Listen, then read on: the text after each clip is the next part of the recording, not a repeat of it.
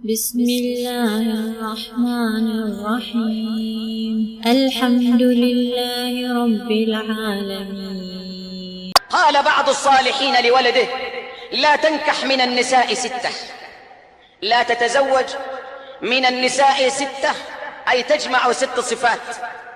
لا تنكح أنانة ولا منانة ولا حنانة ولا حداقة ولا براقة ولا شداقة. الأنانة كثيرة التمارض، التي تتمارض تدعي المرض، كثيرة التمارض التي تكثر عصب رأسها وتكثر الأنين والتوجع. والمنانة هي ذات المال التي تمن على زوجها، تقول: فعلت لك كذا وفعلت كذا وأعطيتك كذا وأعطيتك كذا. والحنانة هي أن تكون ذات ولد من غيرك، فهي تحن إليه كل وقت. والحداقة هي التي تحدق في الأشياء كل الأشياء لتشتريها لها، وتطالب زوجها بذلك على أكثر من طاقته. والبراقة هي التي تلحظ الرجال، كثيرة النظر إلى الرجال. والشداقة التي تكثر الكلام، ذربة اللسان، فاحشة المنطق. يقول إلياس عليه السلام: لا تنكح من النساء 4، وانكح من سواهن: المختلعة والمبارية والعاهرة والناشرة. المختلعة هي التي تطلب الخلع من زوجها من غير بأس، دائما تطلب الطلاق من زوجها من غير سبب، وزوجها مع ذلك يحبها.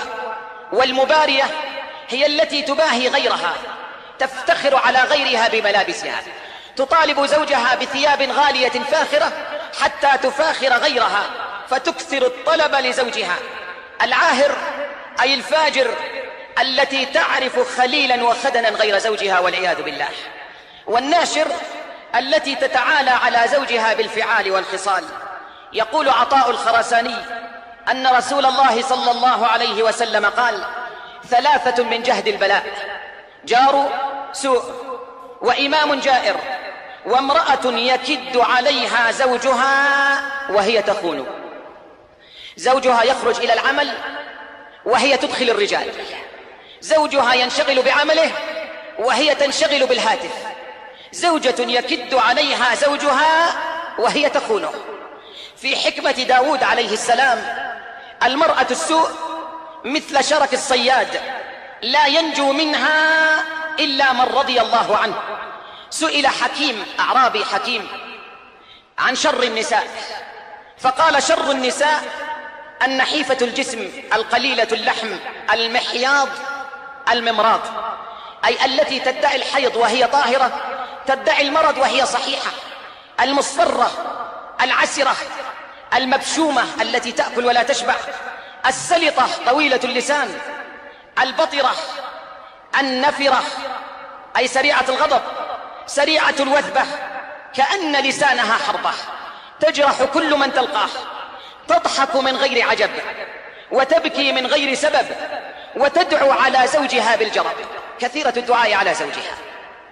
عرقوبها حديد، منتفخة الوريد، كلامها وعيد، وصوتها شديد، تدفن الحسنات وتفشي السيئات.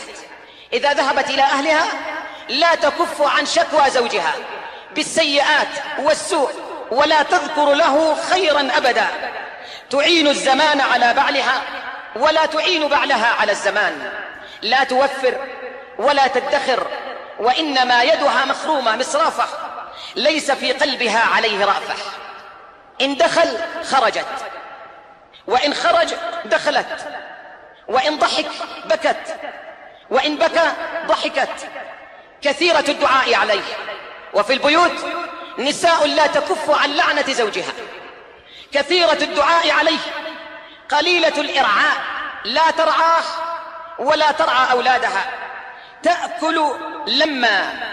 تأكل لما دون أن تسمي، تملأ بطنها، تأكل كأكل البهائم، وتوسع ذما، ضيقة الباع، مهتوكة القناع، أي حجابها مهتوك.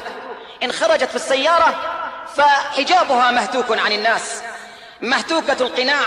صبيها مهزول، أولادها ضعفاء لأنها لا تهتم بهم، وبيتها مزبول متسخ من الزبالات، لا تجد مكانا تجلس فيه.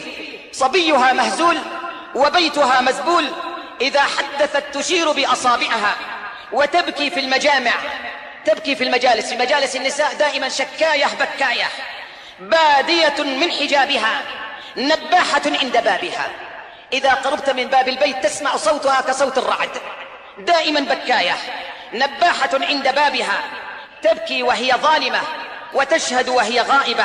قد دلي لسانها بالزور، لسانها دائما يتكلم الكذب والزور، وسال دمعها بالفجور. ابتلاها الله بالويل والثبور وعظائم الأمور. قال رجل: النساء 4، ربيع مربع، وجميع تجمع، وشيطان سمسمع، وغل لا يخلع. أما الربيع المربع فالتي إذا نظرت إليها سرتك، وإذا أقسمت عليها أبرتك.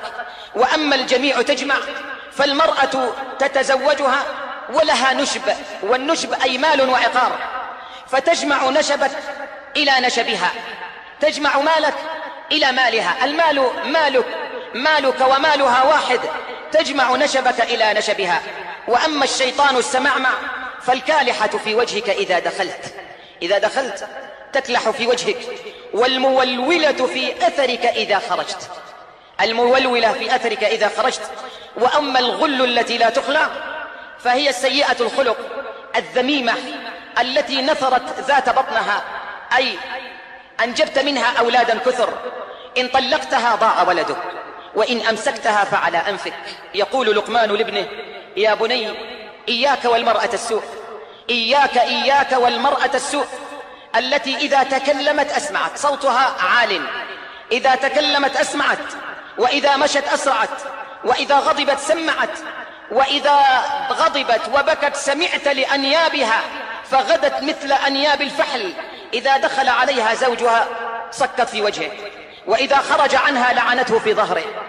وهذا غالب نساء اليوم إلا من رحم ربك. تبحث عن النساء الصالحات قليل إلا من رحم ربك. إذا خرج عنها لعنته في ظهره. كل شر ينقص إلا شر المرأة السوء، كل داء يبرأ إلا داء المرأة السوء. يا بني لئن تساكن الأسد والأسود، الحية السوداء أخطر الحيات، لئن تساكن الأسد والأسود خير من أن تساكنها. تبكي وهي الظالمة، وتحكم وهي الجائرة، وتنطق وهي الجاهلة، نعوذ بالله من شرها ونسأل الله.